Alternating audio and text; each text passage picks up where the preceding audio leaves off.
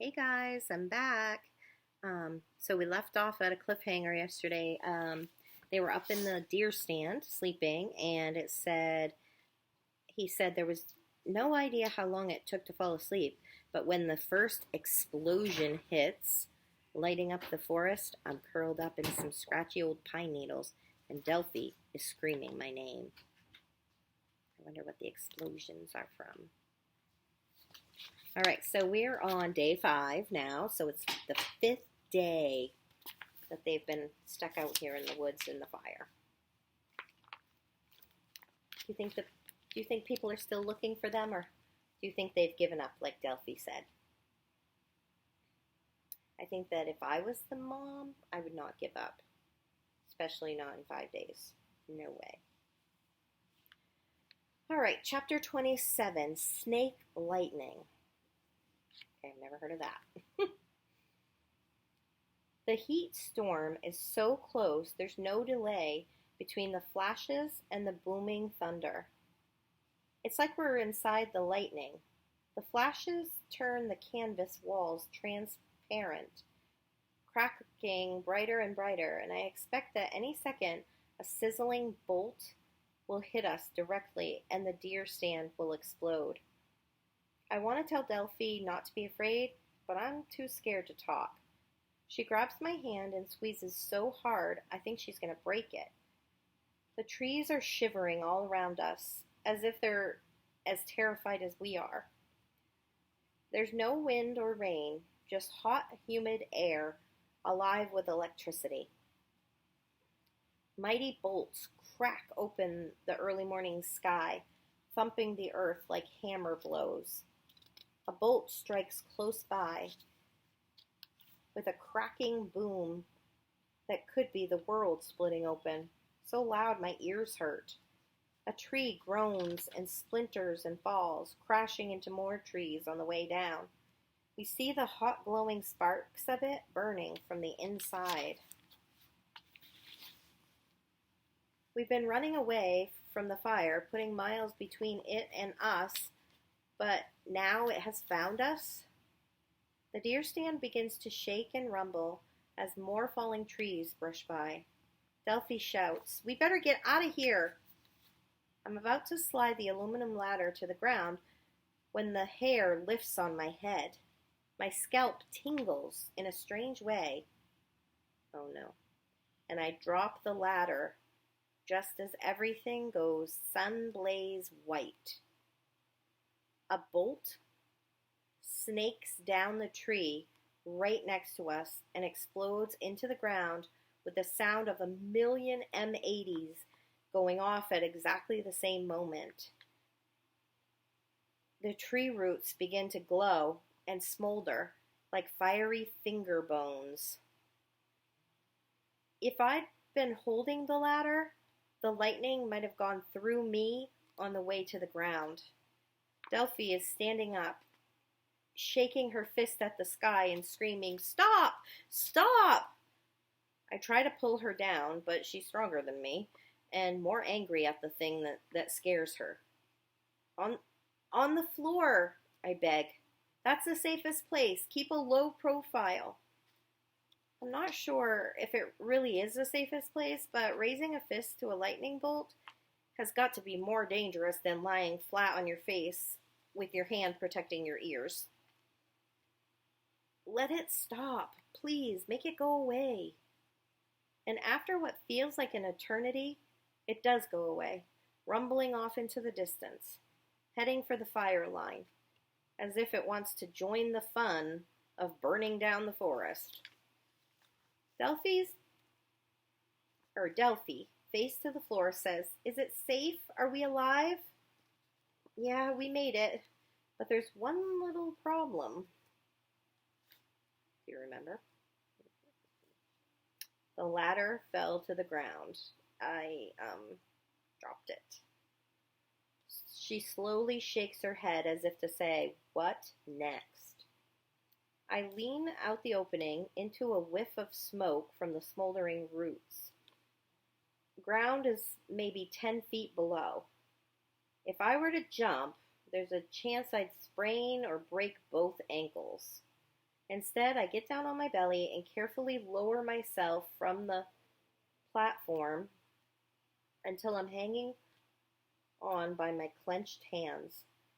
So, according to my semi panicked calculations, the ground is 5 feet or less beneath my dangling feet.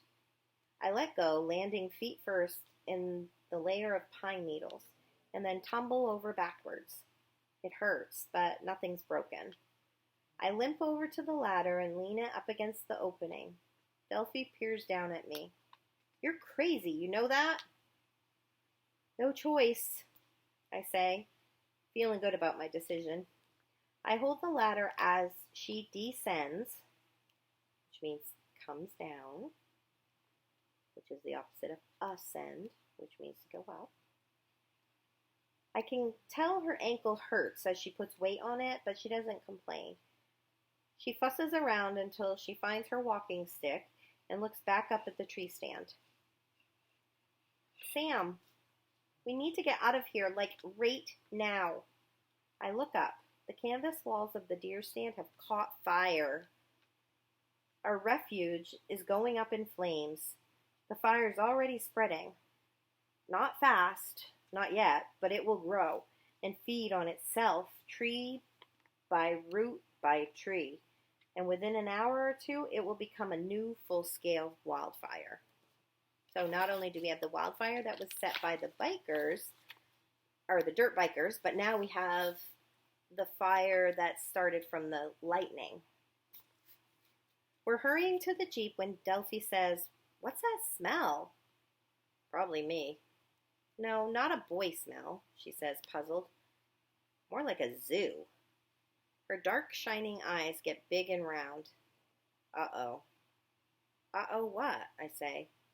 But then I see it, rising up in the back seat. Guesses?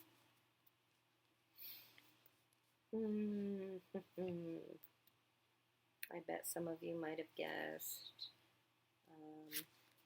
Raccoon, skunk. But guess what it is?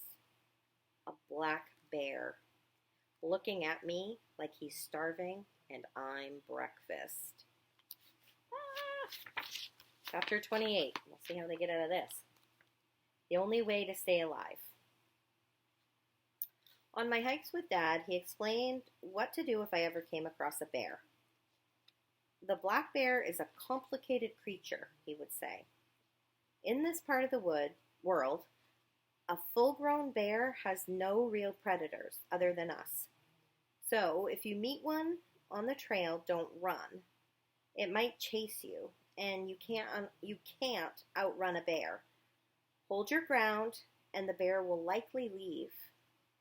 Great advice if you happen to sight a bear in the woods or on a trail, or even in your backyard, but not in the vehicle you desperately need to escape from a smoldering fire that's going to burst into flames any second. Trying not to make any sudden or threatening moves, I whisper, Delphi, back up, slowly. We stop about 20 yards away. The air is thickening with smoke. It doesn't want to leave. Delphi shifts her stick. It's scared, I think. The bear is upright in the back seat now, nodding its head back and forth, back and forth. Not full grown, but not a cub either. Probably scared, like Delphi says. Scared of the storm, scared of the fire, no cave or den for shelter. So it picked the Jeep. And scared is when a bear is most dangerous. Like Dad said, usually a bear will run away rather than confront a human. But if it doesn't, things can get ugly. I don't know what to do. Should we leave the Jeep and run? Then Delphi does something I never would have expected, or I'd have tried to stop her. She marches up to the Jeep and uses her stick to press on the horn. She stands her ground, making the horn blare. and the bear bolts out of the back seat and scampers off into the woods, away from the fire. "Nice meeting you, Bear," she calls out, then climbs into the passenger seat waiting for me. I get in. That was really dangerous. She smiles, as pleased with herself as I was for jumping from the deer stand. Everything we do is dangerous. It's the only way to stay alive. We drive down the logging trail away from the smoke. The forest gets a little thinner, and more of the sky is visible over our heads. The sunshine makes it even hotter, which hardly seems possible. The trail becomes straighter, and we seem to be on a ridge. That was a spelling word a couple weeks ago, wasn't it? With the ground falling away on either side. Remember I said a ridge was kind of like almost like a cliff where it would break off? So whatever's going on, that's where they are. And it says the ground is falling away on either side. Not exactly climbing a mountain, but on higher ground for sure. So that's a good thing. So, well, I don't know if it's good or not, but it means they're going up. Everything is going really good. Good until the engine sputters and dies. Out of gas. It finally happened. Delphi doesn't say anything. We just sit there for a while, baking in the airless heat.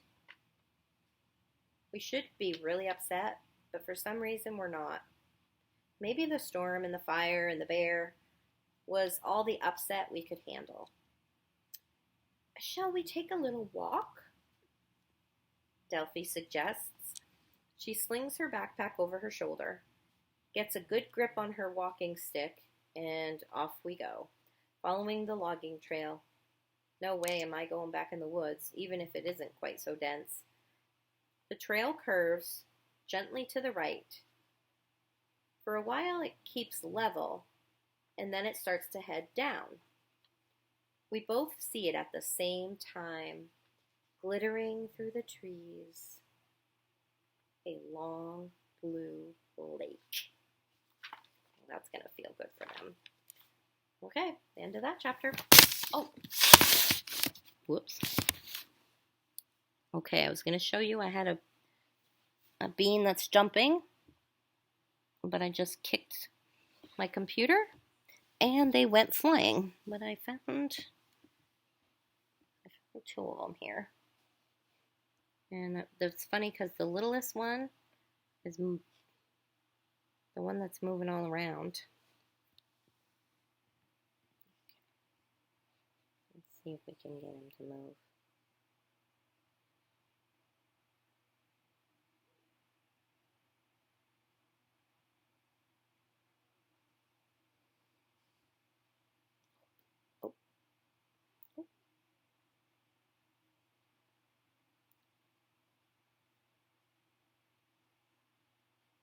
Be patient.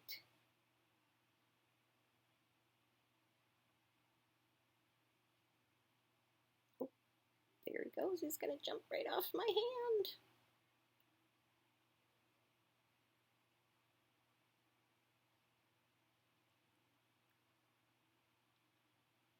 Oh.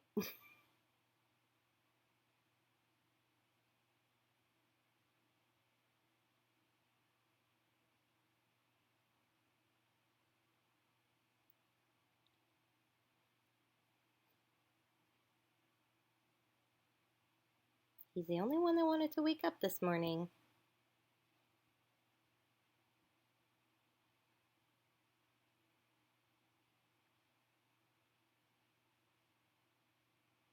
I think I felt the big one move. Yep, he is. They're both moving now. They must like my warm hand.